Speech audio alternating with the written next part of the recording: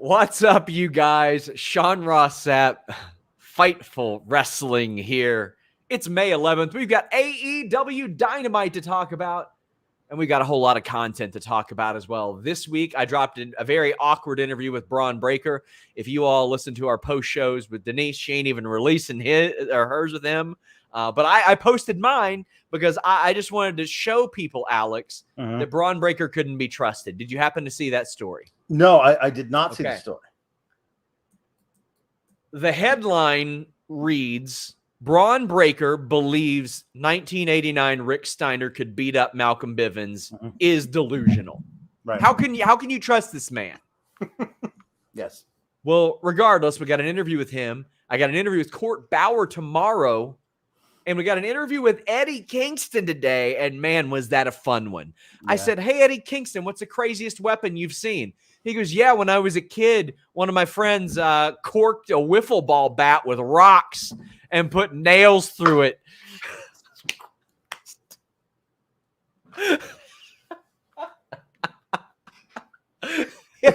That wins. That wins. And here's the thing. When he was growing up, it was the steroid era in baseball. Yeah. You know they were using that bat to play games with afterwards. Check that out, guys. And as always, if maybe you don't even have time to listen to the interviews, Fightful Select gives you full notes and rundowns, and you get early access to those interviews. You also get access to this fella's Sour Graps podcast.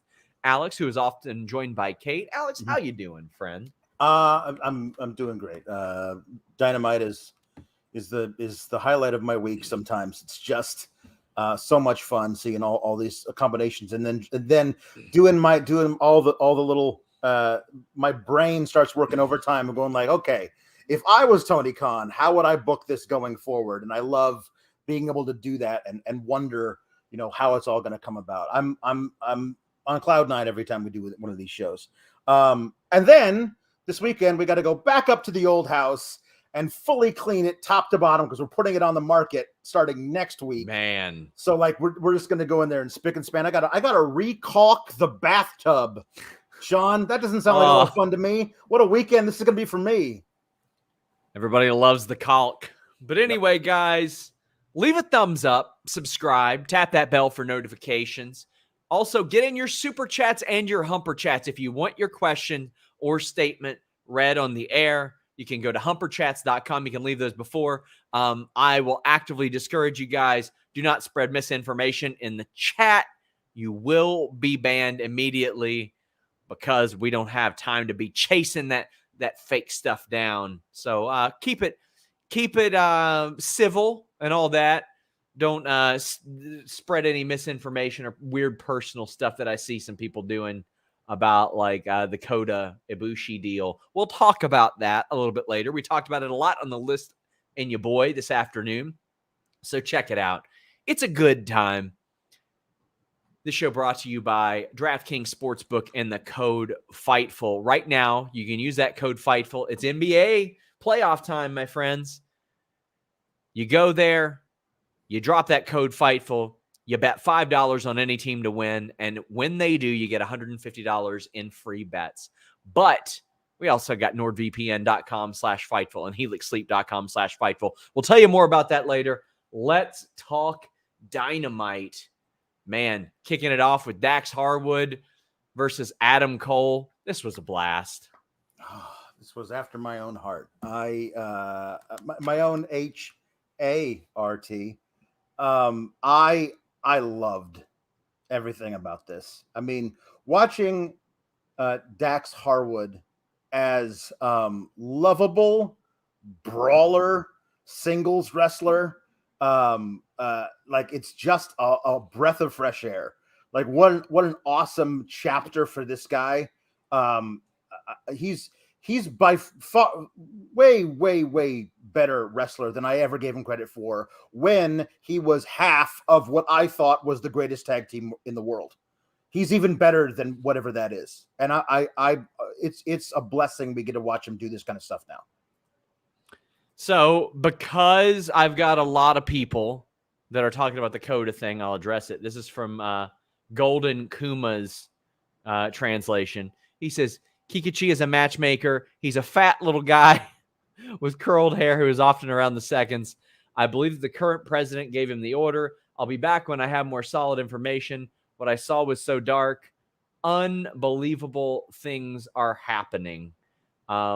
So there's some information regarding Kota Ibushi where he's saying that he's fired, or at least the translation of that is. I'll wait until the full translation comes out, and we will. Yeah, holy shit, that would be a big one. That'd be a big one. That would be dumb. That would be a dumb thing to do. He's one of the greatest wrestlers of all time. Firing would be a dumb thing to do to that guy. Woo!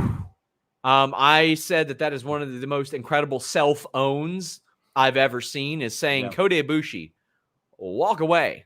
Well, get in those super chats, get in those Humber chats. We'll talk about that throughout. I would like to wait for something that is not a Google Translate, so I'm gonna poke around here because there is at least one reputable translator that seems to take care of a lot of that stuff. But again, learned my lesson running auto translates in the past. Sova says, 5-star episode for me tonight. It was a fantastic episode. And I loved Dax Harwood's tweet saying, here are my masturbatory Bret Hart socks. And we were all like, huh? The pop, the crowd coming to their feet for the sharpshooter was so dope. I loved it so much. The fact that this audience especially knew that, like, this is what this was. This was like a couple of I don't want to say prodigies because they're both grown-ass men in their 30s, but you've got a Bret Hart super fan, a Shawn Michaels super fan that idolize those respective people. And we got an incredible match here. And this was a masturbatory Bret Hart tribute match in a lot of ways. Half of it was, at least. I mean, here's the thing, that the through line of the ribs was just so beautifully played throughout the entire match. Dax, I mean, like almost every match now has that guy's got a hurt knee or a hurt ribs or a hurt back or something. Watch him play it the entire match until he's got to hulk up and do his 4 moves that all require him to use that body part, and he does it anyway. That wasn't this. Like when Dax got slung into the ring post, ribs first, he was playing that for the entire night, so much so that I was like, it's possible he literally cracked a rib, and he's not playing it. That's just how hurt he is. That's what I love about when the guys are selling it so good. I wonder if they're actually hurt. That's the good stuff. Yeah, as it turns out, a lot of them are just really good workers. Yeah. I mean, you got the Roman Reignses of the world where people are circling his bicep from a contusion, and they're like, man, he's going to miss the year. No, he's a good worker. They make you think that they're hurt. I mean, I always say, man, that the best liars in the world, and that's not a bad thing for their job. You know what I mean? But this was good. Adam Cole won. He should have won. But I'm liking that we got a couple of these Dax Harwood singles matches because it gave me the appetite for more Dax Harwood singles matches. And I love that he's getting his flowers and that Cash is getting his flowers as well. But I feel like, well, I know that Cash steals all the thirst tweets. My God, it's just horrible what that man is subjected to on social media. But I mean, they've been getting their flowers a lot, and I love that. Yeah. Balio Lasagna. Go ahead. Sorry. You go first. Balio Lasagna says, one of the best darn shows these eyes have ever seen. That's it. That's the Humper chat. Well, I wish plenty of you would send in some Humper chats because it is a great show.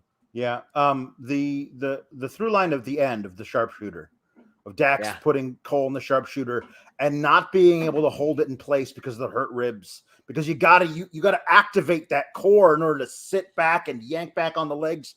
And every time when Cole was fighting through it by pushing his legs down and his back up, trying to fight out of it, and finally Dax couldn't hold it anymore. And then Cole getting him in the sharpshooter, which, if I'm not mistaken, is the first time I've ever seen Adam Cole put anybody in the sharpshooter. So like that in itself is a heel move. But to put Dax in the sharpshooter and Dax not be able to get out of it because of the same rib injury. Like, he can't push through it. He can't get his back arched enough. Can't push through the legs to get out of the sharpshooter. And that's what caused him to tap out. Having the Bret Hart tribute act. Yes. Be forced to tap out to the sharpshooter is such wonderful, beautiful pro wrestling heat. I loved it. We got Johan saying, great Dynamite, loved Cole and Dax. MJF was amazing, but I thought the women's match deserved better placement. Kind of confused with Hardy winning. I'll have more on that later. But I don't disagree with any of those sentiments.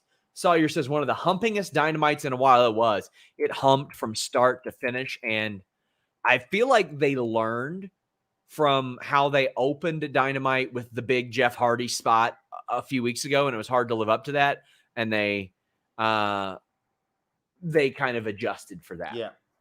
Oscar says, have to admit, I lost some interest the past few weeks.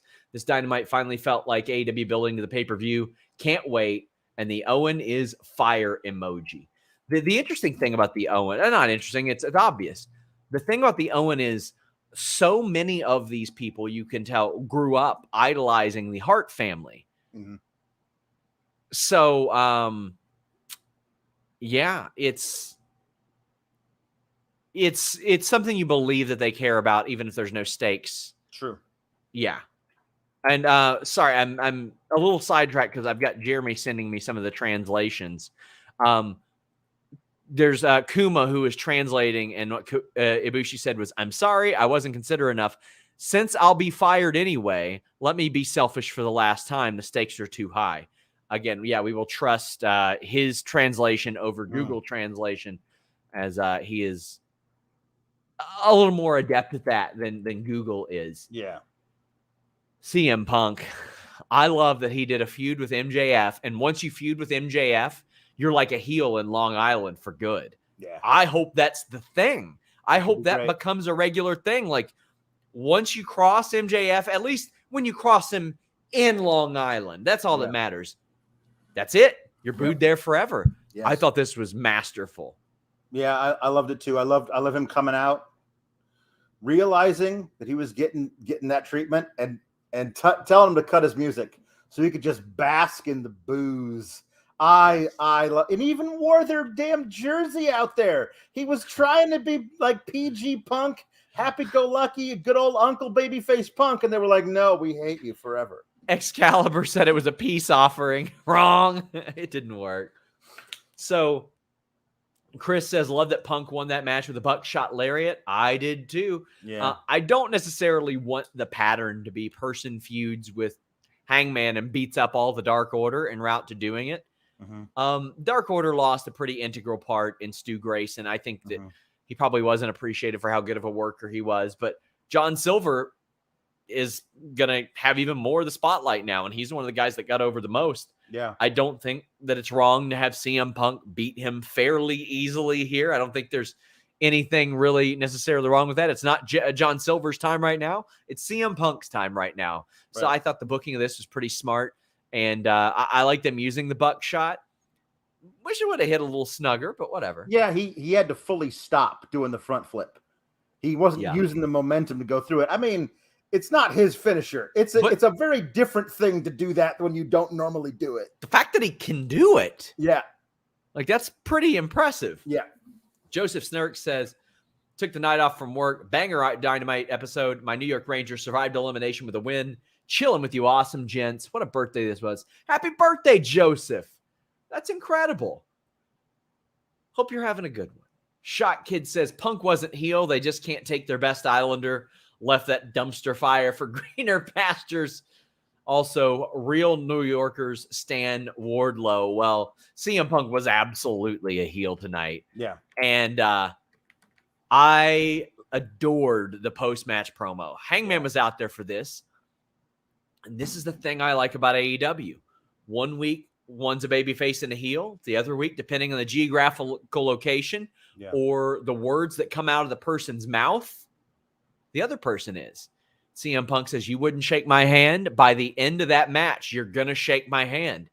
This is, I thought one of the best NXT stories was the Say My Name story.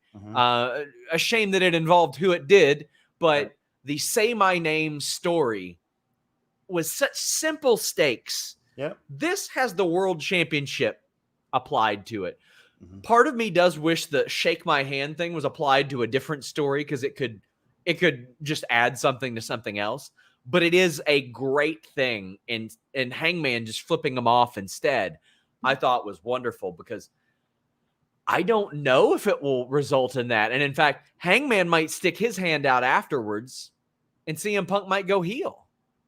Well, here's the thing. They are, as I said last week, they're leaning into the path of highest degree of difficulty. Is Hangman being the guy where he comes out and the crowd goes bananas. And he's had those matches versus Danielson and Lance Archer and Adam Cole, and he's amazing. He's on top. He is their ace, and everybody loves Adam Page.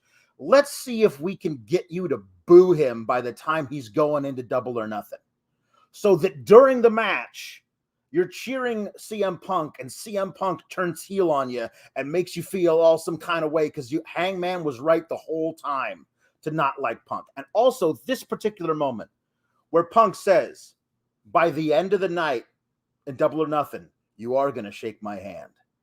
I really hope if they go the way I think they're going to go and turn Punk heel at Double or Nothing, I hope they come back to this. And he reaches down to an unconscious Adam Page and shakes Adam Page's unconscious hand. I love it. I hope so badly that that's something that I love it. That's brilliant. I like that. And see, the thing is, we can dream of these things and they could actually happen. Sure. They could actually happen here. I love it. Guys, get in your super chats, get in your humper chats. Plenty of you wanting to talk about this. Shot Kid says Punk's jersey was for John Tavares, the former Islander captain who left for the Toronto Maple Leafs. There you go. Okay. So, yeah. He knows what he's doing. All right. Absolute says he came out in a Tavares jersey who isn't on the Islanders anymore. What a genius. That is brilliant. I don't follow hockey. I wish I did. I need a local team, but that is next level brilliance right there.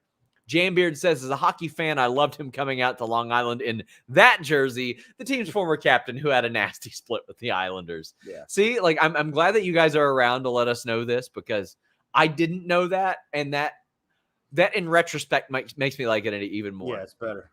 All Elite Dan says, I can't wait for full-blown heel CM Punk in AEW.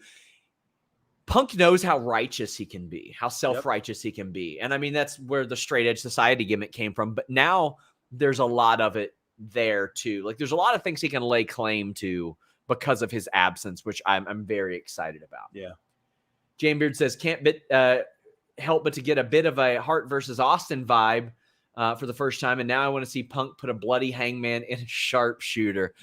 I do think you got to limit the masturbatory Brett references a bit. You can't go that way. Let it be its own thing. Yeah. I believe. Yeah. Boris says, top 5 episode for me. Every segment hit. CM Punk being a dick in Long Island is amazing. MJF is untouchable. Well, untouchable something. I don't know. Luis, you deleted the super chat in the middle of me reading it. So put that back up there, please. Ian says, Punk was wearing a Tavares jersey who they drafted and was captain, then left in free agency to go home to Toronto. I always boo the crap out of him every time. I feel like there was more to it than that. Like, I love Joey Votto. I mean, he ain't hitting good this year, but if he would have went home to Toronto from Cincinnati, I wouldn't have hated him for it. You know what I mean? So I feel like there was something more messy. But also, you're not Islanders fans. True. Boris says MJF is untouchable when on the microphone. That was the rest of that super chat. We will be talking about that for sure.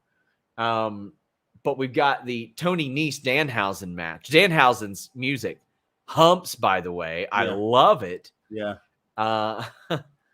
But he comes out and gets squashed by Toni Nese. Yeah. I thought this, why wouldn't he? Toni Nese is a very good wrestler.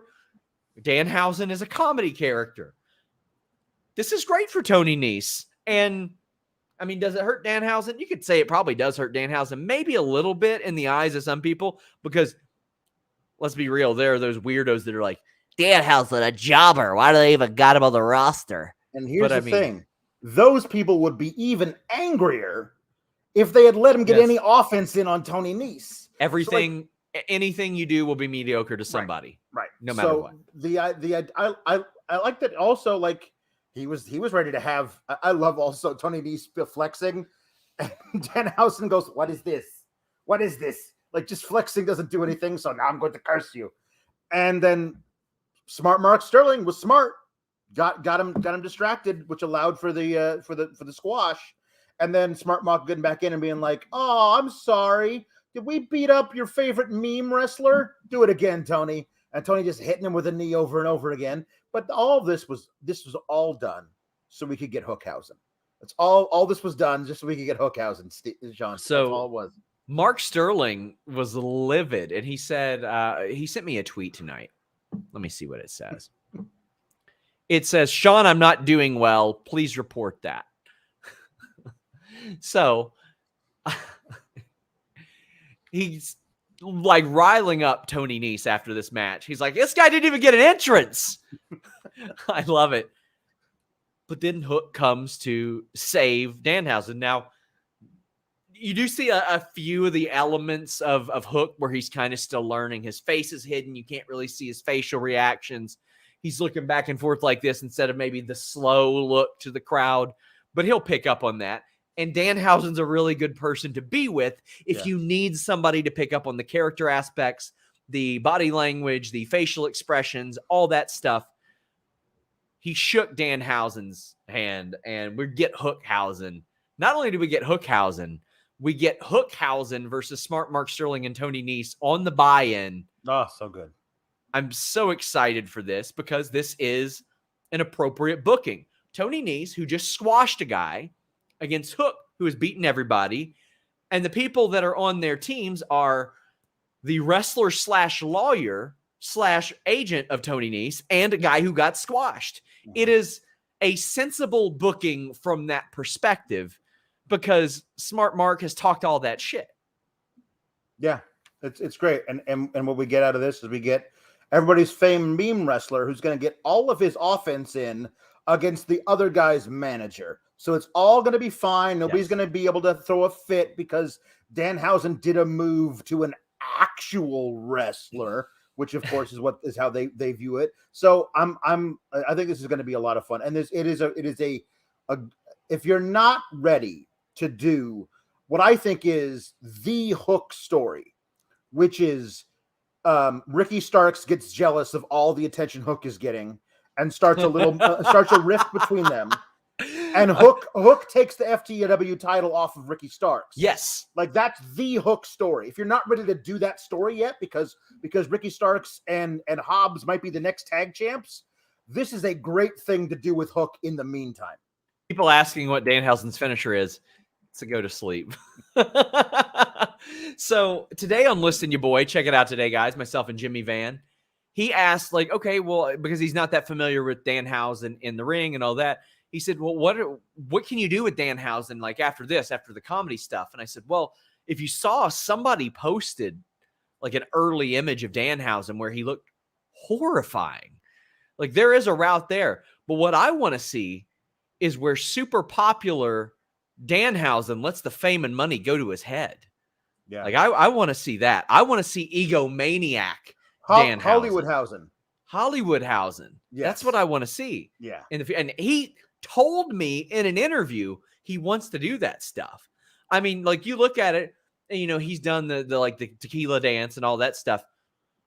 Like, not as the guy behind Danhausen, like Danhausen is in stuff. Yeah. Like, that's what that should be in the future. Yep. Ryan W. says, why did they do Hausen like that? I was really looking forward to seeing what he could do. Can he even go? So that's the thing. That's the point. There are people that have known who he is for years. They have no clue if he can wrestle or not. You'll find out one day. Yep. Eric says, TK better get tequila for the Danhausen kick spot. I bet Mikey Ruckus will cook something up. Yep. I bet he'll cook something up. Man, we got a bunch of super chats about this. I love it. Brent Lockman says, Mikey Ruckus really doesn't miss, does he? A musical alchemist broke out a freaking Thurman for Danhausen's theme. Incredible. I did an interview with Mikey Ruckus a while back, and it's one of the best I've done. And it is, when you hear some of the stuff he had to overcome, for example, Dinner Debonair, Alex, they secured the rights to that Sinatra song, right? Yeah. Because it was so old, there was no acoustic, no instrumental version to it. It didn't exist. Nope. So he found some karaoke versions. And then when he looked into it, he found out those were all illegal. So Sinatra's estate was like, thanks for that. Thanks for letting us know, buddy. But he had to recreate it note by note, which also one of our producers had to do for Ass Man one time. But he had to produce it note by note. Yeah. However, somebody did the mixing incorrectly and put one of the karaoke tracks behind it. Ruckus, like the day of, said, I'll fix it. Send me the stuff. He synced it up and he got it to him right before the show. The Ghostbusters theme that you heard from the Halloween edition, they were going to do Squid Game. He found out that like an hour before that he had to do a Ghostbusters theme, and he was like thinking of what he was going to do in traffic and had it to him by like 8:02. This man, of course, I will always sing the praises of Mikey Ruckus. Amazing. I saw him in concert in Orlando, I believe it was. Incredible. Check out that interview. He's great. Allin says, how about rigging up a lawn chair with helium balloons a la Up for Danhausen? That'd be cool. He makes his own blimp. Yeah. That'd be good. I mean, do you remember they used to have that like Stridex blimp inside the arenas? Yes. They got to do that eventually. They do. At the very least, a drone. Jambeard says, I can't wait for the pop Danhausen hitting his finisher on Smart Mark as the only move Danhausen does all match. Good work if you can get it, man. Yeah. Ricardo says, I need to see Danhausen and Maki Ito together. Okay, that's the guy. Like, we talk about the gimmick of somebody speaking a completely different language and the other person responding in English. Oh, my God. That would be the best thing. That's ever. Danhausen right there. The Han and Chewie, which is what I call it. Where we understand half of the conversation, but they both understand both halves. And I would love it if Danhausen is like mediating Maki Ito and Britt Baker or something, and he's reciting everything that Maki Ito says. Yeah. Britt tells him to say something, and he goes, I don't know what the hell she's saying. Like one of those. Like that's like he can't understand Britt, but he understands Maki. Yeah. Matt Reichel says, is it me or could the cleaner Kenny Omega be the Joker? He very well could be. I mean, that man went under the knife so much. Yeah. But I think it's possible. About the Joker, right? You know, it can't be Satnam Singh. That's they said. They said he's not. Okay, so it can't be him, and it's not going to be him, and that's good because that manages those expectations. And you can't do that after the lights off, lights on. Yeah, Cesaro would be an amazing one. I think obviously Cesaro would be the one that the thing of it though is that what they're saying is that Lethal and Dutt have found the Joker. We know who it is. He's our guy. He's going to be the one who gets you. And I don't want Cesaro working with those. I don't either. I whoever it is, like I want it to be somebody that I don't go, oh great, he's here. Oh no, he's working with Lethal and Satnam Singh. I want it to be separate. I wouldn't mind it being Miro. I mean, I don't want him to lose right out of the gate, though. No, that's the thing is that if Miro comes back, he needs to win the whole tournament. Listen, here's what I always like the idea of. Instead of so say it goes to a draw, a double knockout, double count out. Instead of a bye for the next person faces both of them. It's a triple threat match. They both advance. Yeah. And then you could kind of move on from that without pinning either one of them. There are creative ways to do that. Should be, yeah.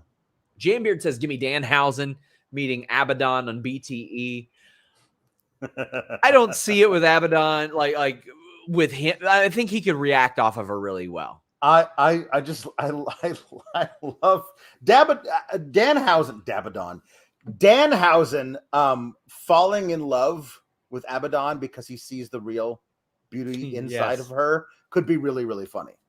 Also, he could translate for them as well. Yeah. Which I think would be great. Michael Key says 7 months feels longer. Long may it continue. I think he's talking about his membership thing on there. Thank you so much for that, by the way, guys. We always appreciate that. Yeah. Zero Fear says TK said he had the trios belts pre-made.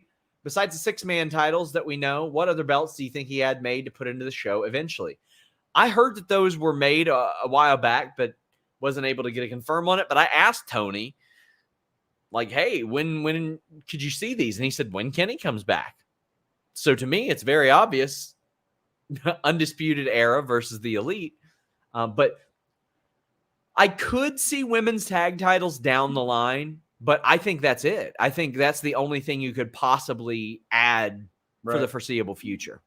Yeah, it trios. I mean, the trios thing is always like the thing everyone's kind of holding out hope for eventually because they have so many factions, and those 6-man tags would be so amazing. I want trios belts, but all title matches have to be contended under tornado tag rules. Yes. Just give me absolute chaos. 6 men in the ring, all of them legal at the same time. I would love that. JXJ says it calls back to all Page shaking Coles at Revolution. Oh, you mean shaking his hand. Yeah. J.K. Schwal says, amazed by Alex's analysis considering the Bucks ended going on at the same time. How did they win? No, they won. They were down by they were playing so poorly that I just stopped switching back and forth because I'm very superstitious in that way with my fandom. If my team is playing poorly, it's because I am watching them. And so I stopped watching, and lo and behold, they won. Well, my team, the Cincinnati Reds, have played poorly all year. And usually I can't watch them, Alex, because YouTube TV doesn't get Bally Sports and their regional blackouts and all that stuff. So what do I do to get around that? Well, you can't do it. Well, here's what I can do. I can do something. I can go to nordvpn.com/Fightful and change my virtual location with just one click.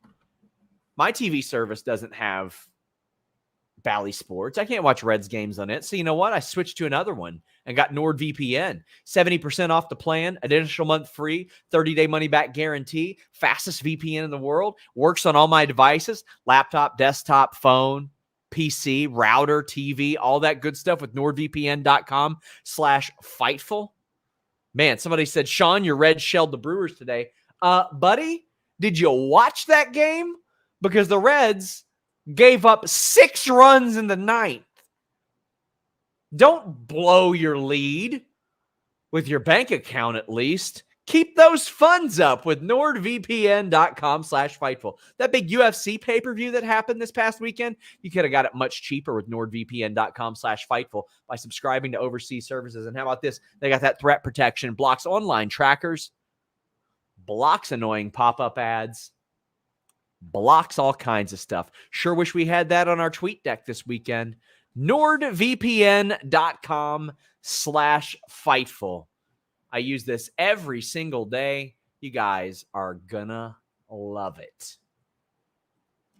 Ricardo says, I bet TK had at least one alternate world title made. I bet he's got extra copies of it made for sure. For sure. Yeah. Jambeard says, would love to see Danielson face the winner of the New Japan US 4-way match at Forbidden Door. Could we get Bryan versus Ospreay or Tanahashi? I wonder what kind of card we're going to see, Alex, because they sold it out without announcing anything. Yeah, I know. That's crazy. So I don't know if that motivates them to be like, let's put on a banger of a show, or let's just see what we can get away with. Knowing them, it's probably the first. Mm-hmm. It's probably like, we sold this thing out without announcing anything. Let's give the fans their money's worth. And let's sell some papes, right? Yeah, let's sell some papes. I think we could see that match, though. Daniel says, do you think Forbidden Door will be mostly one-on-one matches or multi-man matches? A lot of New Japan pay-per-views have multi-man matches, but there's something great about having one-on-one. Also, who will Ospreay face at Forbidden Door? It's got to be a big name for Ospreay. Yeah. One of BCC would be great.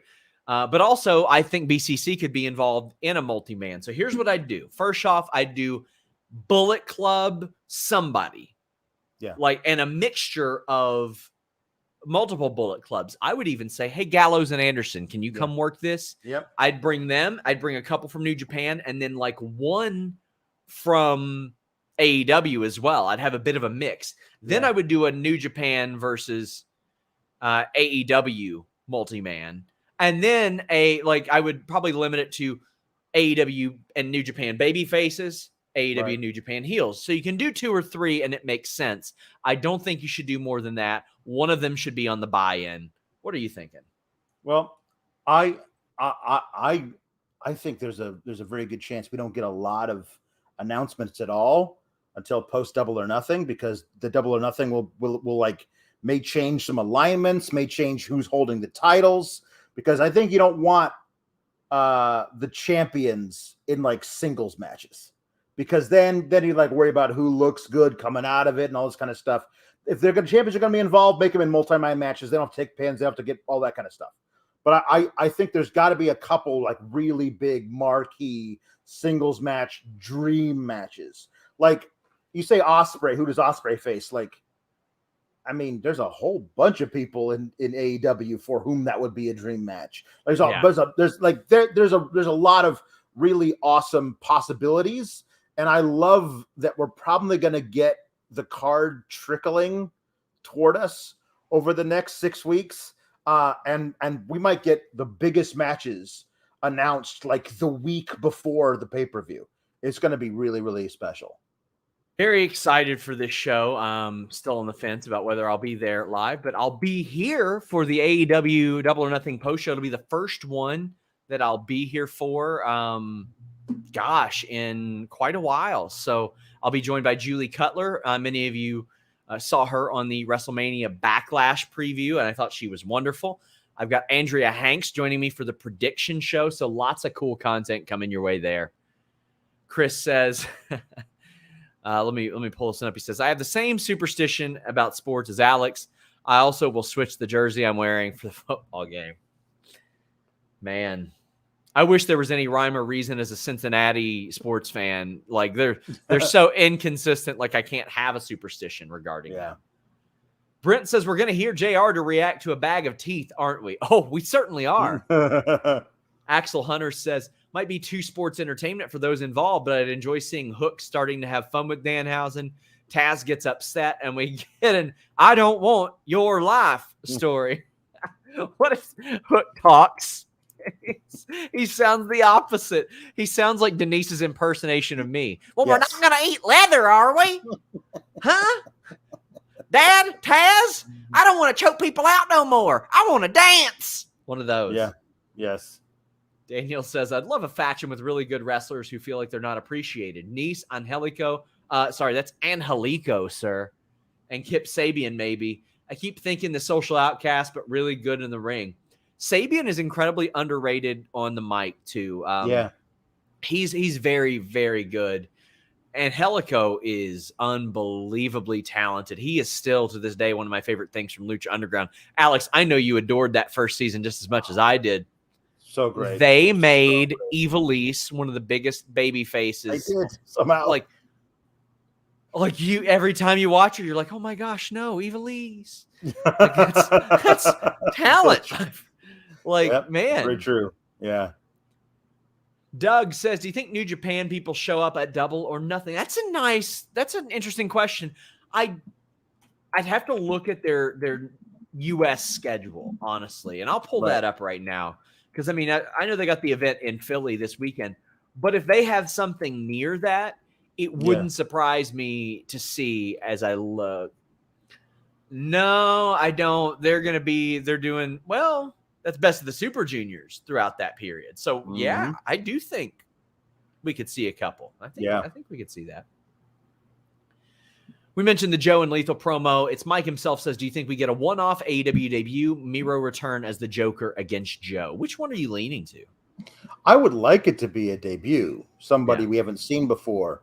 The only reason I'm not leaning Miro is I don't think I don't think it's possible that he wins the whole tournament, Yes. and I don't want him to lose when he comes back. I want him to go on this crazy streak and get his TNT title back. Yeah. Like that's what I want from Miro, because he was for me, he was so synonymous with that title, the God's favorite champion, all that stuff. When he comes back, I want there to be this amazing story where he goes on a winning streak. So that's why I don't want Miro.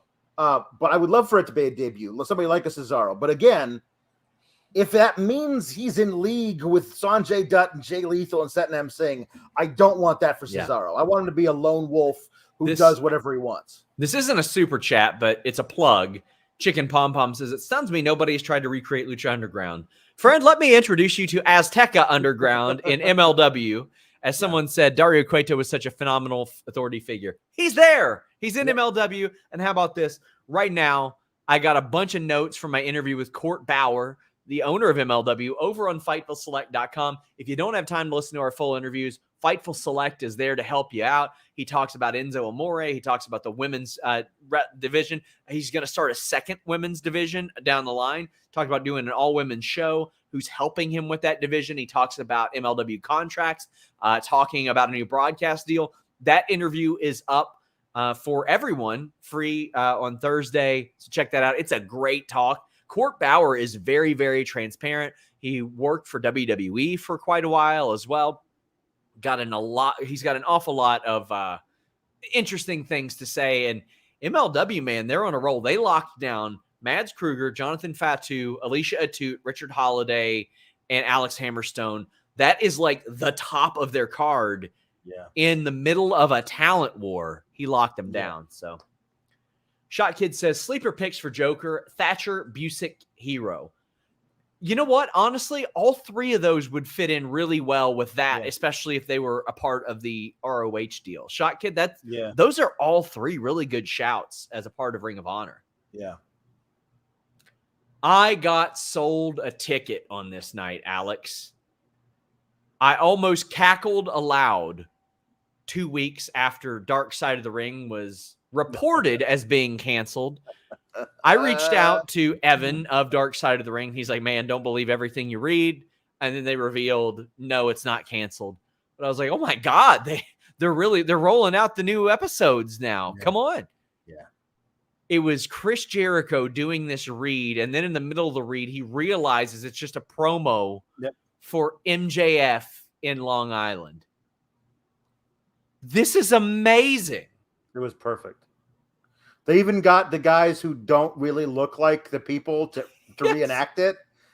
It was perfection. Like if you watch all those things, like it's absolutely exactly what they would do with all the interviews, and the people who like have to stand up and leave. Like Taz is like, I'm sorry, I can't. The first season, like when they would have like the shadows and the figures of them, they would hire like sometimes pretty prominent indie people to play those.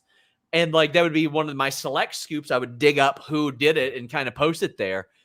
It's like finding out that like Hammerstone was the person that did the motion capture for John Cena or something for WWE. Yeah. I love finding that stuff out. They don't even do that anymore. I wish they would have had like Sean Spears, like a shadowy Sean Spears figure, like playing Wardlow or something, and lumbering about. I love that they got Horowitz. They got Barry Horowitz, Jewish legendary wrestler or something. Yes. I'm going to do a Sean Ross stories on Fightful Select. I'm going to finally launch that series. And I'm going to tell you guys the story about how I almost wrestled Barry Horowitz WrestleMania weekend 2 years ago before the pandemic.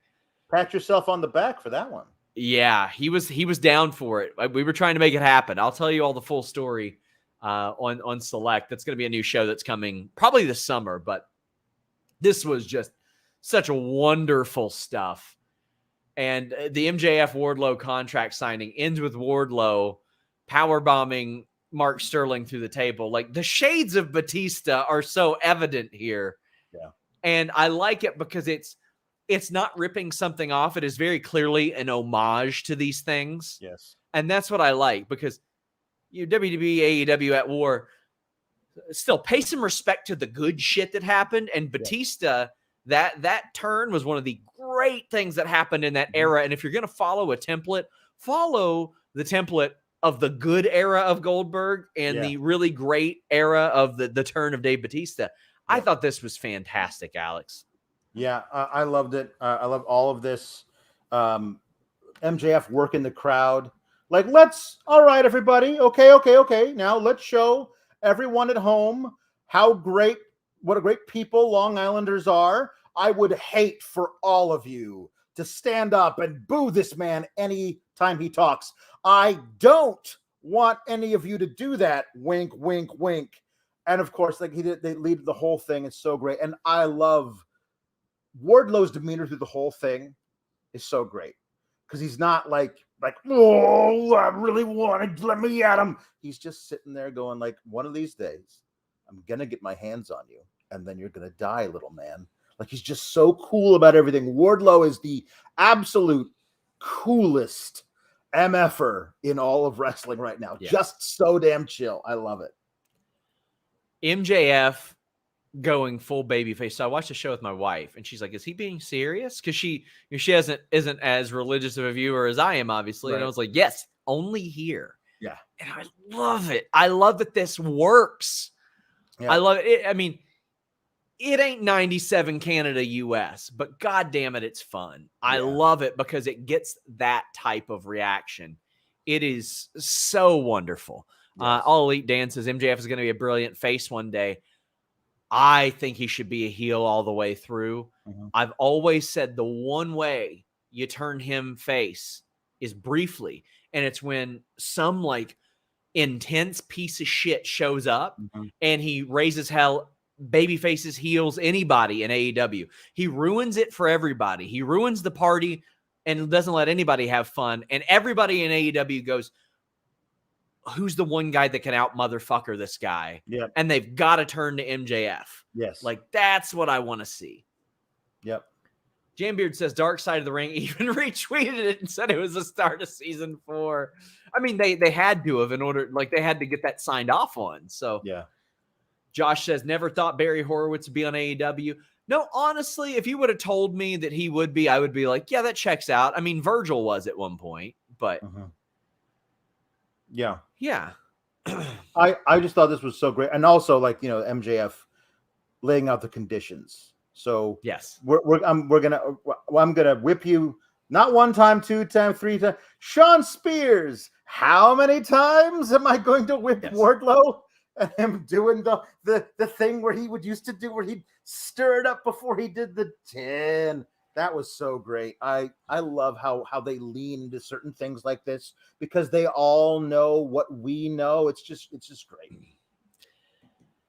Guys, if you don't mind, post the show link on social media. Leave us a thumbs up. It helps us out an awful lot. Yep. A reminder, we are live after pretty much every show, Raw, SmackDown, Rampage, AEW. But not only that, pay-per-views. We've got prediction shows the week before. But in addition to that, there's the NXT post show with Alex and Kate if you got 2 hours to burn on a Tuesday. But we've got several weekly news shows. Wednesday's Listing Your Boy. Thursday, the Spotlight with Jeremy Lambert and Steven Jensen. And then Saturday, the incredible Grapsody show with Righteous Reg, Phil Lindsay, and William Washington. Yep. Lots of good stuff there. And any given time, you'll see interviews pop up on those as well. Mike Lima says the Dark Side of the Ring fake ad was up there with Jericho's parody of the Cody promo for Full Gear 2019. BCC LAX Yas needs Regal to announce Blood and Guts. Oh, we're getting there. Yes, I agree. It was just as good as that. Chris Rain says it was amazing. Nathan DePaul says, I can't tell you how awesome it is to have MJF constantly throw out Jewish references on national wrestling programming. The bar mitzvah sign was the cherry on the top. Everybody loves feeling represented, Alex. Yeah. And I like that. And I know that's very important to MJF from a legitimate standpoint, as he will show you on social media. The guy, and hey, him pointing out people that are racist pieces of shit is not breaking character. Nope. That's just pointing out that people are rarist pieces of shit. That's right. But he brought up the term roller coaster. I like that. We very rarely get Cody Rhodes reference. I mean, here we get a little wink and a nod here and there, and they reference him in a historical aspect. Yeah. Ricardo the Bot Guy says, start an Impact post show on Overbooked, please. That's up to Joel and Jeremy. Steven Jensen covers that on the Weekender podcast. Mm-hmm. That is the only show I would consider adding to the main feed right now. If we had, like, quite honestly, established podcasters with a pre-existing audience that wanted to do one, we would do that. We're probably not going to start one from scratch. Mm-hmm. Because I don't know if the audience would be there. At this point, we want to start stuff that will definitely make us money. Yeah. Because let me tell you, it's nice that the site isn't losing money now. Alex and I were just talking about that off the air. It's nice to make back Jimmy the money that he invested in this for years. Yeah. Colt says, my take for Double or Nothing will be Punk beating Hangman. Next Dynamite in LA has Punk come out to gloat. The coin drops and Okada is out, and we get that at Forbidden Door. When the coin drops, that would be good. That would be a moment. Yeah. That would be a moment. Yeah. Before we get too far away from this thing, I love the intercondition being Wardlow's got to beat Sean Spears in a steel cage, and Wardlow being like, oh yeah. Yes. Like he's so excited about it. But then Jeff's like, but I am going to be the special guest referee. Yes. And I can't wait to see how they navigate that, because obviously Wardlow's got to win because he's got to get his match versus MJF at Double or Nothing. But I can't wait to see how they navigate that with MJF as a special guest referee, because there'll be a stipulation, if you touch me even once, the match is off. So you can't, all that stuff is going to be really great. Josh Weaver says, no idea what AEW's relationship with NWA is currently, but if they could get Davey Boy Smith Jr. as the Joker, that might be a nice nod to the Hart family legacy if they can't get Brett. Well, Brett's got that WWE deal. Tony said no Brett right now. I was told right before Dynamite that not only will Martha be there, but I think the kids are supposed to be there at Double or Nothing as well. I don't think they would need NWA's permission to get Davey Boy Smith Jr. I think he can probably just do whatever he wants. Yeah. Mark says, I feel like one of the Jokers should be a special guest, not a signing and lose round one. Slightly underwhelming, sure, but establishing the Joker position being a big winning debut and signing in both divisions creates a bad precedent in future years for the Owen. I don't disagree with you, but also if they can do it, yeah, why not? Guys, get in your super chats, get in your humper chats. We greatly appreciate it. Get your question or statement read in the air, and it supports us. Ricky Starks, Jungle Boy. Ricky Starks picks up the win with some shenanigans. He goes out, grabs the title, and this is what I like. Ricky Starks is smarter than everybody. He's outsmarting everybody. He knew that what he was going to do was going to create one of two situations. He was either going to crack Jungle Boy with a belt, or what was going to happen happened. So you got Swerve coming out to try to help out Jungle Boy. It harmed Jungle Boy. The ref wasn't there to count the pin. The ref is out there dicking around, and Ricky gets the pin. Yep. Great interactions here. A great match between the two. Good back and forth. Two of Tony Khan's favorites, from what I understand. How'd you feel about how this went down and the finish, and Ricky Starks being the one to win? Well, Ricky had to retain the title. I'm convinced no one is taking that off him except for Hook. Like, that's just, I need that to be the scenario. But I thought the match was great. And Swerve coming out because he hates Ricky Starks so much and being legitimately upset with himself that he ended up costing Jungle Boy the match was great. And then Christian coming down and purposefully bumping Swerve as he and Luchasaurus got in the ring. And then Hobbs is out there with Starks and they start jawing at Swerve. But then here comes Keith Lee. And what this looks to me like, Sean, this looks to me like another triple threat tag team title match at the pay-per-view. Like, how much would that kick ass? Like, if all these teams, Swerve and Lee, plus Hobbs and Starks, plus Lucha Express, Jungle Express, whatever they're called, Jurassic Express, all of them together, like, that's an amazing thing. And I think that is where you can have Jurassic Express lose, which then starts us down another path, which is Christian getting pissed at Jungle Boy, and then we have all summer the old veteran trying to teach the young kid how some respect and him fighting back. I think there's something really great there as well. Yes, 100%. I'm all here for, like, I kind of want to see a Jungle Boy heel run, but man, the Christian thing is right there. It's so good.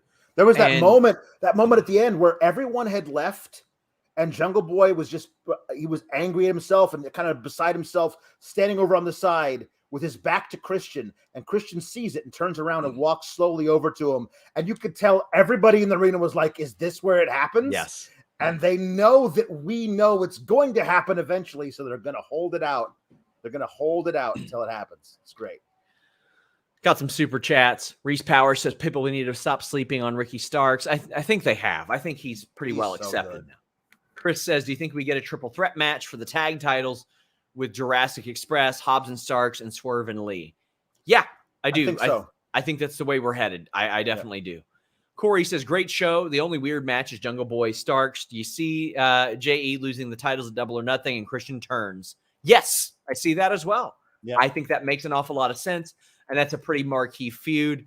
Right now, Luchasaurus is third banana there. So we've also got Jambeard saying, give me a triple threat match and then have Christian turn heel. Man, you're on the same page with us, friends. Yeah. And FTR are the number one ranked right now. So I would need a reason for them to not be in this match. Although if you add them, you can have them not win.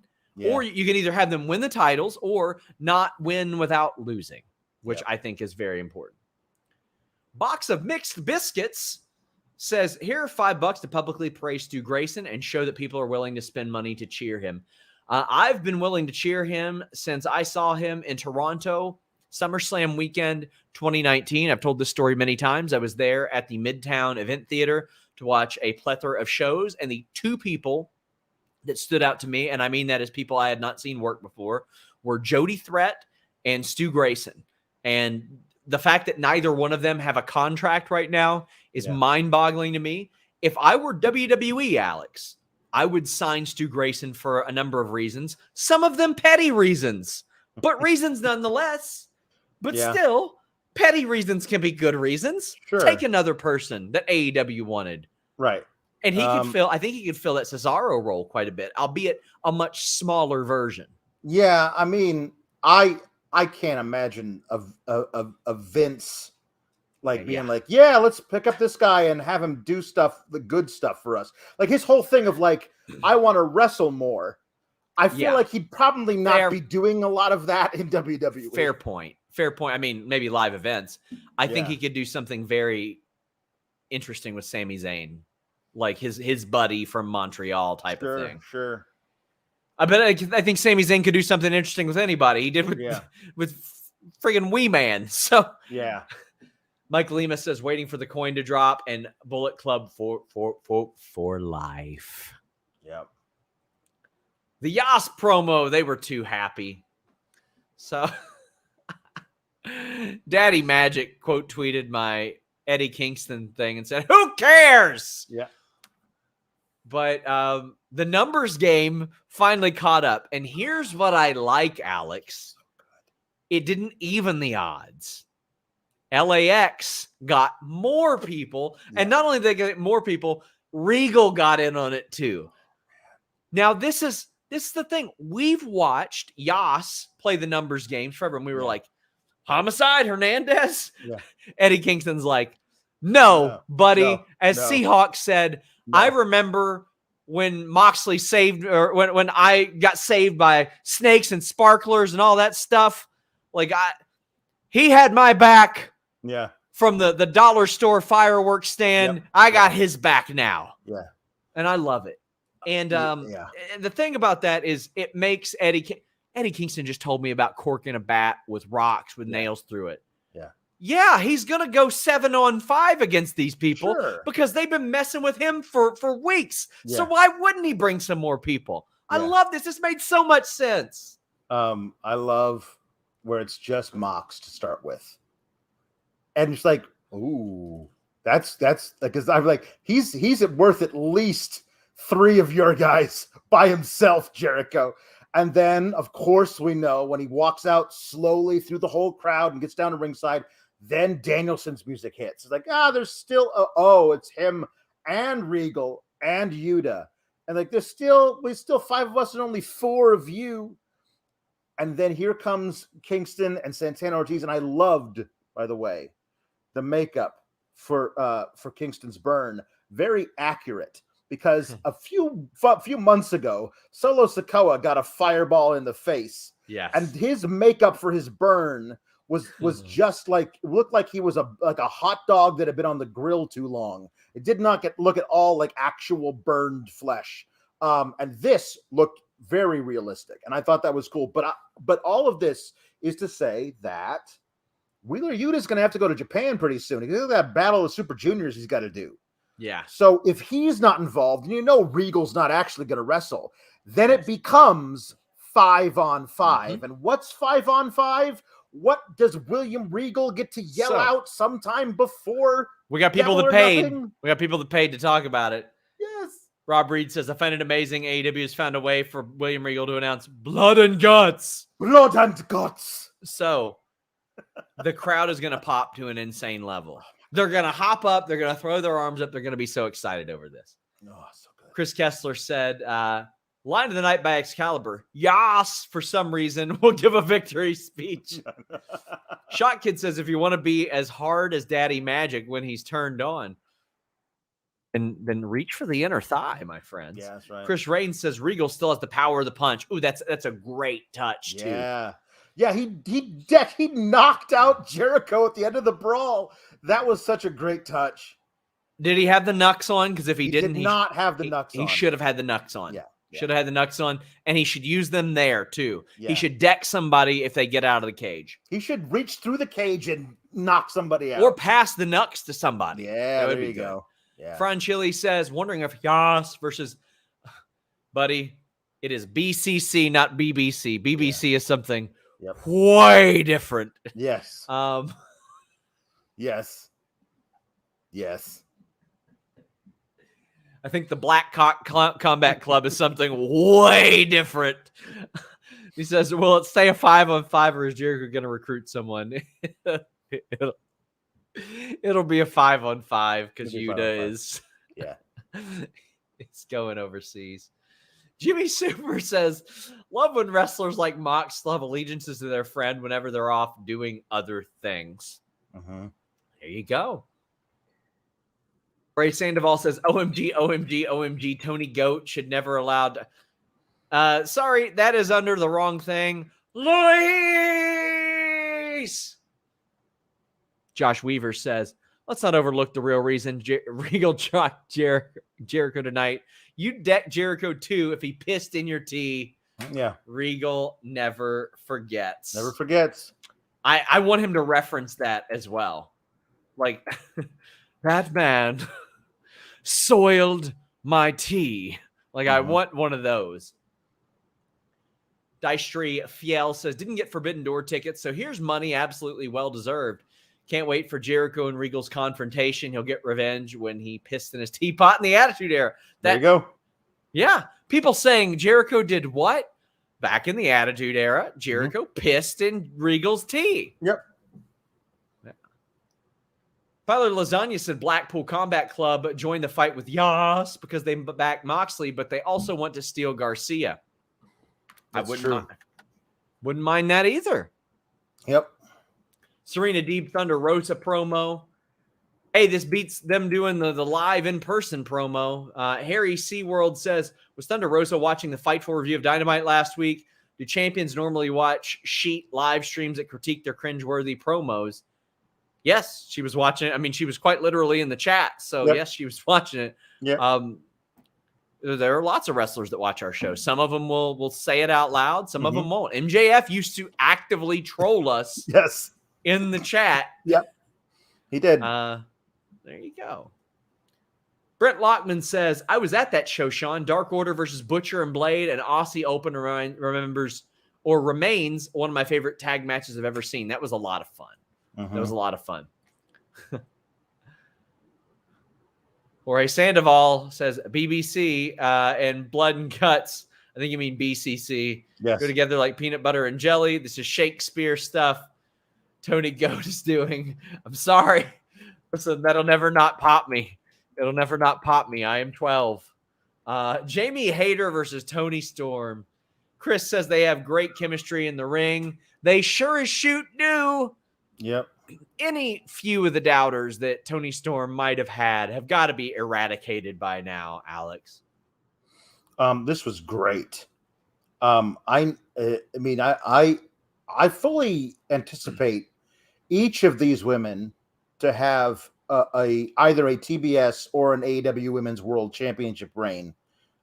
They will each of them will have at least one in the next few years. They should. I need at some point these two to feud over a title. They have great chemistry together. Like, really. I'm not doing that in like a, wow, I want to see more of this match in a weird, like, thirsty, creepy way. Like, these two really laid it into each other. They were throwing bombs, like something like, I watch as much of this as I can, but I miss a lot of stuff on Dark and Elevation. Jamie Hayter did a snap suplex on the outside where she didn't just go back. She went off to the side and flung her as hard as she could into the mat. Like, that was badass. I love that. I love the spot on the apron. All of it was so good. Jamie Hayter's still out here jumping into flying crossbody so she could take the bump even better. I love both of these women. It was a shame to me that one of them had to lose in the first round. This could have easily, to me, been a semifinal match, but other than that, I loved every bit of it. So let me tell you how much I love the pile driver renaissance of the last few years and the different versions. And we got Dax throwing out a great one earlier in the night. You got Toni doing her own. That's incredible. You got Deonna Purrazzo saying, you know what, I'm going to start doing a cradle pile driver all the time. You've got all the, like, I love the pile driver. It is, to me, like the perfect wrestling move. It is wonderful. And that short one that Toni did tonight, whoo boy. That was nasty. Yes. Dante says women who wrestled in Japan just work differently. Before this, we had a promo where Britt and Jamie discussed, well, maybe we'll see each other down the line, yada, yada. But it's a good way to keep Britt on TV as well. Eloquent says Jamie Hayter's my favorite in the women's division. When is she going to win a big match? I think when she breaks away from Britt is when she wins the big match. Because I think her big match victory is going to be when she beats Britt Baker. Yes, I think so as well. We've got Shot Kid saying Toni and Jamie killed it. The two laid their stuff in, but who loved it more, Wrestling Twitter or Thirst Twitter? Oh, Thirst Twitter got what they wanted there. They're creeps. They're terrible. Fightful would know, right? Yes. So, yeah, Thirst Twitter for sure. But Wrestling Twitter's got a lot of source material from these two. They had some great work in Japan as well. Yeah. Richie says, I kind of get why, but it's depressing how dead the crowd is for women's matches. I had a women's wrestler from another company hit me up and be like, what's up with the AEW crowds in women's matches? I'm like, I wish I could. Honestly, it seems like on a consistent basis that live audience doesn't stay hot for women's wrestling.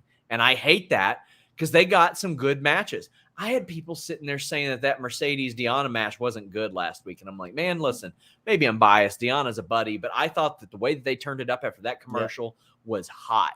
I thought it was really good. Yeah. And I think a lot of people mistake the lack of crowd noise for a match not being good. Hey, like what you like, don't like what you don't like. But I don't know what's up. Like, I wish the crowd would just be there for it. Help them along. The hotter it is, the better it gets, the more they'll invest in it. I truly wonder if it's the placement. If you're only getting one match a night, like, the crowd knows they're gonna get the main event of Hardy and Darby, and they're kind of like anticipating that. You know what I mean? As opposed to if you did it, like, let's say the second match of the night, where the crowd is still amped and really hot after a hot opener, and they can go into the second match still really, amped up. Maybe that's a better placement for the match if you want the crowd to be, hot for it. Yes. So Sova says, my favorite match of the night. Would love the rest of the women to go show this type of intensity that Jamie and Toni did. I mean, Britt always lays her stuff in as well. Thunder Rosa does. It's just a matter of getting the audience to like her. Mark says, don't understand calls for Athena as the Joker. Want her in AEW as much as anyone, but the bracket setup is bad for it. Personal opinion, but a happy face final for her is underwhelming. And the other side of the bracket are all mega faces except for Velvet. I kind of wish they would go towards Athena as a heel. Because we haven't seen her do that before. We've seen her do babyface in WWE, and quite honestly, a lot of times it didn't connect. We've seen like 3 or 4 runs of her as a babyface. Bring her in and do something different. She was planning on going heel in NXT, and they never got around to it. So I would be interested in seeing what she would do as it. I think it's a really great way for her debuting, beating Britt Baker, and Britt Baker could be pissed about it because, hey, I wasn't prepared or whatever. Yeah. And we can get tweener Athena for like, stop whining. Everybody hates you because you whine all the time. And then as we go through the tournament, if she gets to the finals, she can wrestle heel against Ruby or whatever, whoever gets there. And then we can actually see coming out of the tournament a heel Athena. I think there's a way to doing that. I mean, she's constantly got a chip on her shoulder, and she should, for the love of God. Yeah. Joseph says, wanted to mention after her match with Deeb, but I'd love to see Sheeta work on her submission defense. All of her major losses were by submission. Baker, Nyla, Deeb. That's a great piece of continuity that I would love to see. I would love to see her like get with somebody. Like you see backstage her with Malenko or somebody, and she's working on it. Right. Jambeard says, if Jade's faction ever gets bigger, the next person to join should be Sunny Kiss. A perfect fit. That would be a great addition. That'd be a really good. Sunny is a fantastic addition, and it'd be a way to get Sunny on TV more. Yep. Joseph Snurk says, get your minds out of the gutter. He obviously meant the British Broadcasting Corporation. Scorpio promo, Kazarian Guevara promo. This may shock you, Alex. Yeah. But they referred to the fact that Sammy and Tay Conti had a bit of a relationship that some people think, right. Who cares? I get it. The Kazarian promo didn't do it for me. The Scorpio promo was, though. The Scorpio promo was great. Like him going up. I love that it was just him. No Lambert, no Page. Just let Scorpio speak for himself. I think that was good. I love this whole thing that they like. AEW, they do this all the time in WWE as well, but AEW should get away from it. So here is the thing that is happening in the future. Frankie Kazarian, your thoughts about this thing. And he doesn't even get 2 words out before somebody walks up and they have an interaction. And then the second person walks away and the interviewer goes, okay, everybody, back to you. You never actually got an answer to your question that you had this time for. What's all that about? Oh, man. We got Death Triangle and AFO on Rampage, Takeshita and Hangman. Oh, God, on Dynamite. I'd forgotten about that. Hangman, that's going to be people are going to get some eyes open on that one. There's going to be some people who discover Kansuke there. Yeah. Chris Rain says Athena's been working heel and Warrior Wrestling in her feud with Rosa.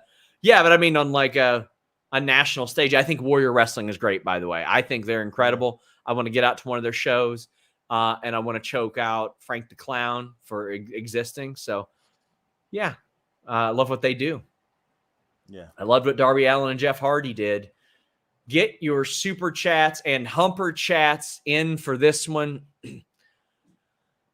Let me tell you, Alex, they are going to need to rest up after this match. Yeah. And I got a recommendation for Jeff Hardy. And I got a recommendation for Darby Allin. These spots would have been a lot better. Yeah. If they did big swantons on a beautiful Helix mattress. Oh my gosh, I can do all kinds of moves here. I do swantons on mine all the time. Not as much now since I bought an actual bed instead of a platform for it. But you know what? This is a lot better than an ugly slab of memory foam. HelixSleep.com/Fightful has a quiz that takes just 2 minutes to complete, matches your body type and sleep preferences to the perfect mattress for you. Why would you buy a mattress made for somebody else? With Helix, you're getting a mattress you know will be perfect for the way you sleep. So it won't feel like you're doing a swanton off a ladder, out of a ring, through some chairs. Helix Sleep has you take that quiz. It takes like a couple minutes. I was matched to the Dusk Lux model because I wanted something that was kind of in between soft and firm. I used to only be able to sleep on my back. Now I'm also a side sleeper. It's helped my spine a ton, helped my quality of sleep a lot. The very little sleep that I try to get, I sleep on a Helix and I wake up feeling refreshed. There were so many times on that slab of memory foam, I'd wake up 2 hours into my sleep. I wasn't getting that REM sleep. I wasn't feeling rested when I woke up. But now with Helix Sleep, I am.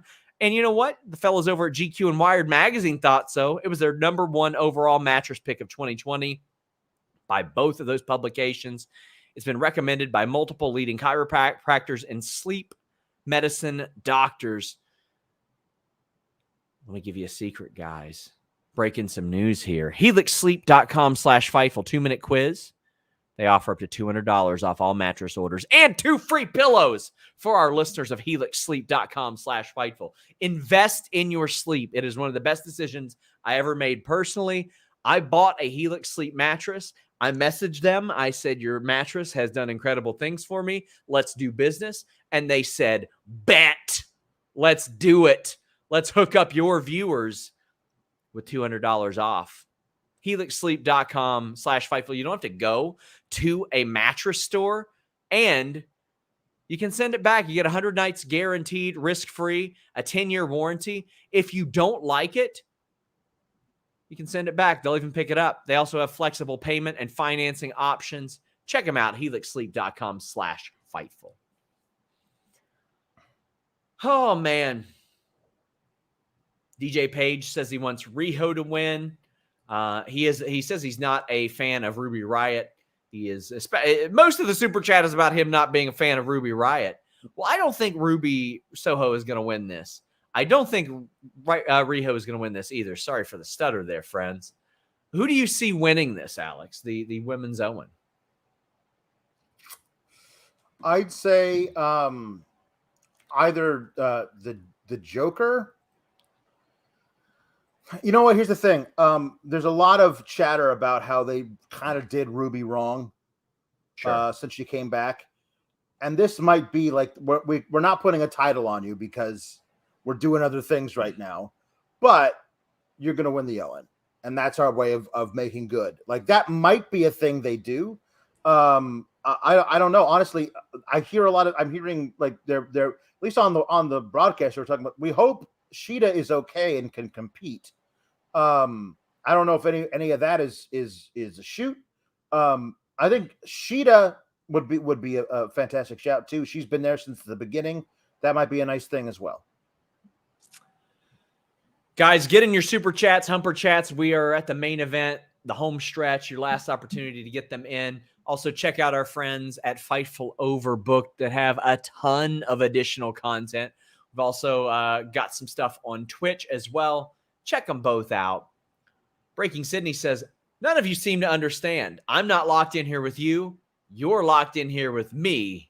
You're in Wardlow's world. He is going to Sean Spears up.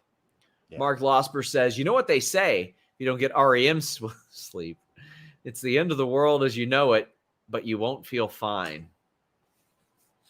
Please send in super chats and humper chats that aren't that. Nathan DePaul says people are saying the Ruby Riho match was very good. I can't wait to see it. Surprise. Yeah. I mean, we've got to figure that was going to happen. Darby and Jeff, anything goes. This is one of the most insane matches I've seen in a long time. First off, Darby giving Jeff Hardy the Jeff Hardy treatment by giving him the heaviest suicide dive you're ever going to see. Yeah. That is like, it's like everybody that's ever taken a swanton brought their receipts to Darby Allin and said, can you return this for me, sir? And he said, yeah, sure, I got you. Sure. Jeff going for the swanton on the stairs. That one that I saw on TNA is still one of the craziest. Darby's spot through the chairs is one of the... Sorry, I'm coughing right now. A little bit of an asthma attack. That was the tallest ladder I've ever seen. And then he climbed to the very top of it in the ring, dove to the outside of the ring, which adds another, 4.5 feet. and he barely glanced off of Jeff Hardy and then fully swantoned onto those chairs. That man is insane and will die in the ring one day. Like his body is like, dude, what the fuck? And he's like, I don't care. I don't care about you, body of mine. Yep. This was one of the craziest things I've ever seen. Brent Lockman says it's time to spend 15 minutes being deathly afraid for Jeff and Darby's safety. Oh, he says, well, it looks like there's been enough talk. I read that out of order. Apologies, Brett. I know I buried the lead there, but that's a good one. That's way better than Mark's. Yeah. Zach says the main event was some of the stupid bullshit nonsense I've ever seen. I loved every second of it. Wrestling is the best. Chris says, I'm shocked Hardy got the win. So he did. And it's the old Darby's kryptonite thing. He gets lazy on the coffin drop, which, by the way, he missed on the apron again. Yes. And Jeff scouted it and did the crucifix. Jeff Hardy being smart enough to know that being the old head who's got it scouted makes perfect sense. Mm-hmm. I think that alleviates your oh my God, Adam Cole versus Darby Allin. Who do we book to win that match? You obviously book Adam Cole to beat Jeff Hardy in the semifinals.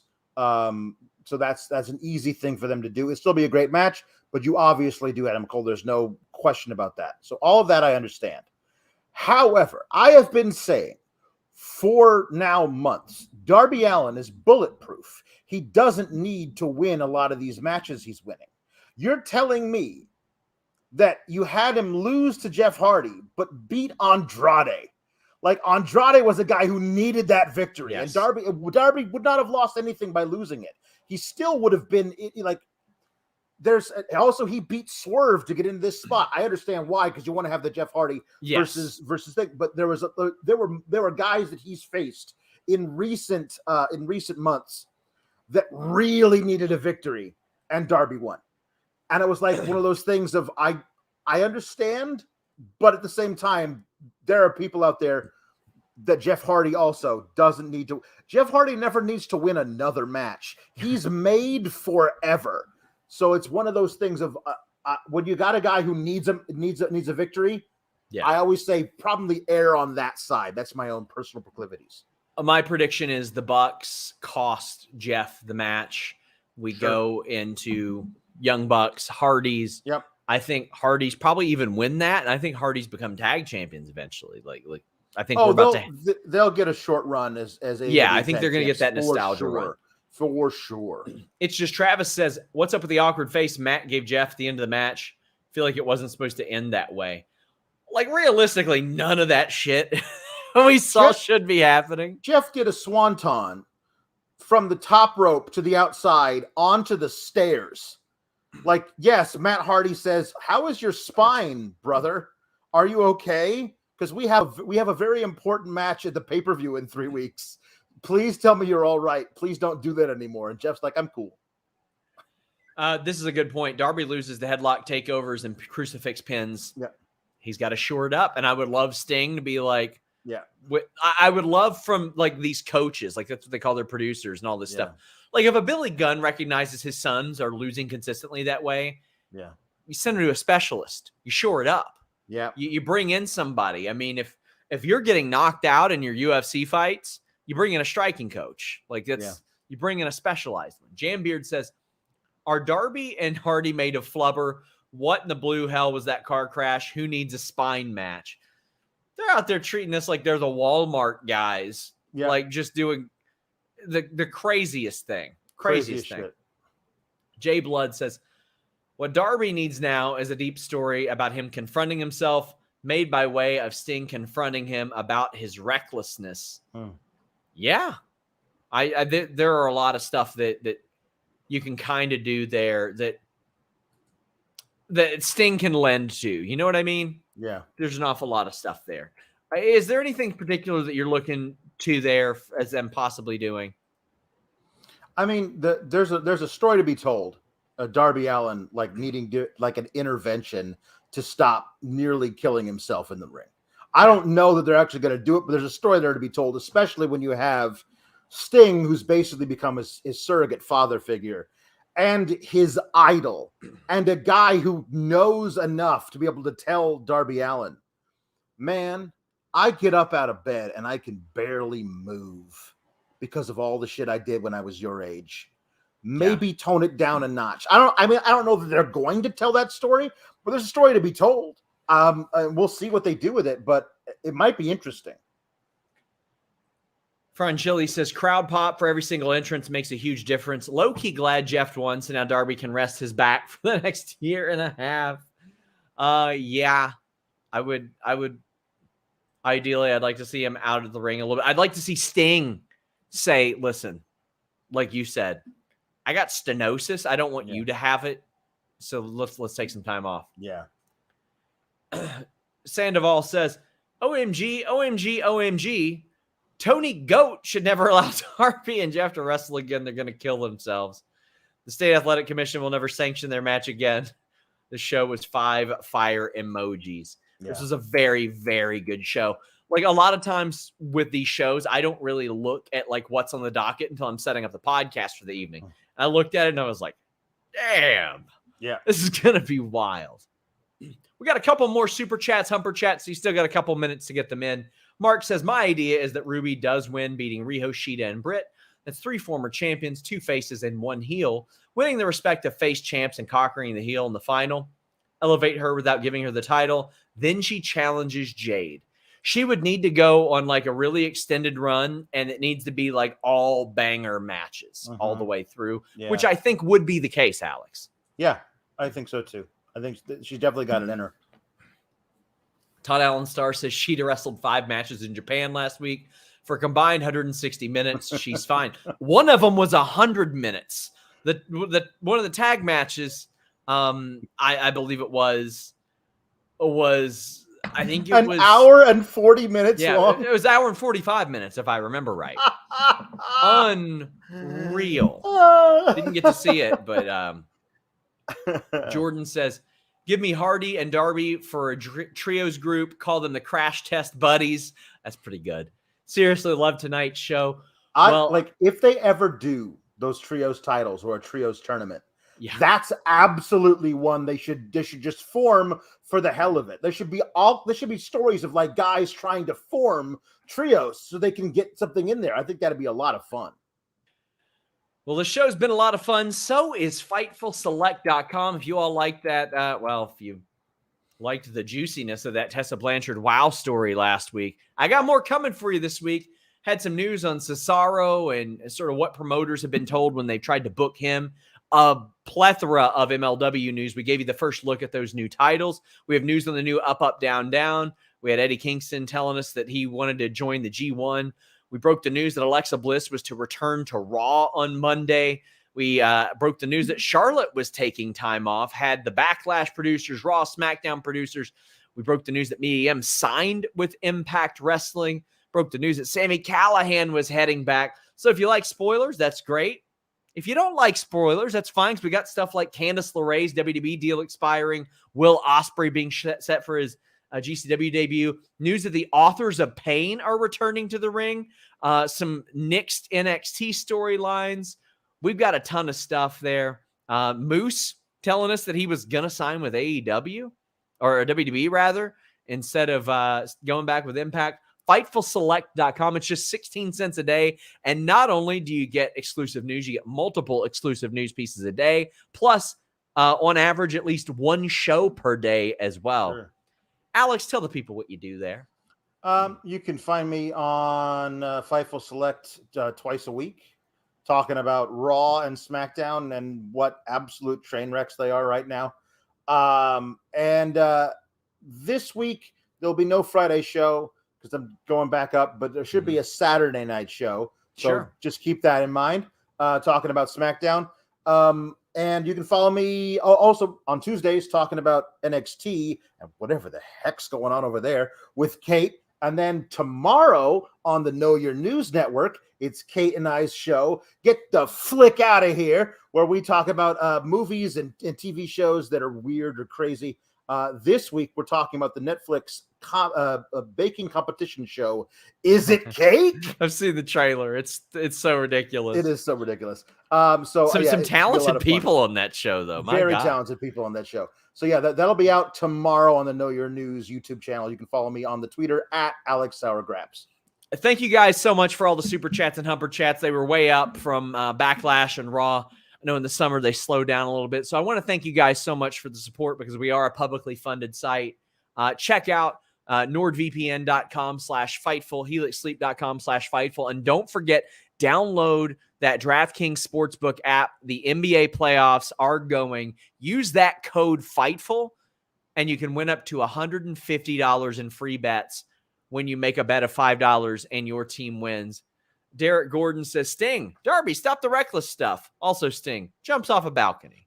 That's interesting, too, because like they could do a thing where like Sting is trying to be like his surrogate son and really injures himself, in kayfabe. And that could like scare Darby straight. I'm telling you, the moment somebody buckle bombs Sting, I don't think it's an accident that hasn't been done yet. Yeah, me too. RH says Darby suicide dive tonight. The one he put on Daddy Magic back in January are things I can watch on repeat. But damn, do I wince a bit.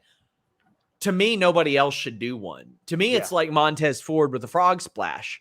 I'm sorry. Listen, I understand you're paying homage to Eddie Guerrero, everybody else, but I don't even try to do one. I'm certainly not gingerly running, leaning between the ropes and crossing my hands and doing the nudge. Yep. Not when Darby's doing what he does. Nope. Somebody says bad idea on the buckle bomb. Guys, he's taken power bombs on the floor. He's jumped off of balconies. He's taken power bombs on the stage. Yeah. Landing in the buckle is not difficult for him, especially if it's a planned spot and they reinforce it. Right. It's not going to shatter his spine again. Yeah. Guys, thank you all so much. Leave a like before you go. Check out all the great content. Until next time, we're out.